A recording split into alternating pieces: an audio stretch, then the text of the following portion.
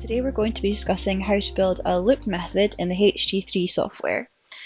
There's a few routes how we can do this. We can press the loop button in the taskbar at the top of the software. That'll bring up this window. Or the other option is File, New, Loop Method. That'll bring up the same window we had before.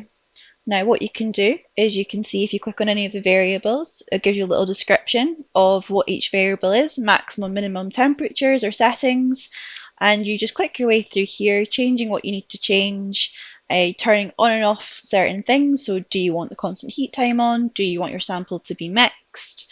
And once you're happy with all these parameters, you can save the method.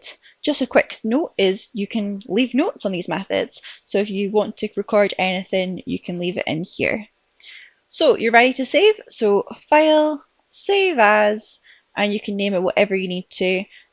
So today we'll just go with test and we'll go 02 and we'll press save.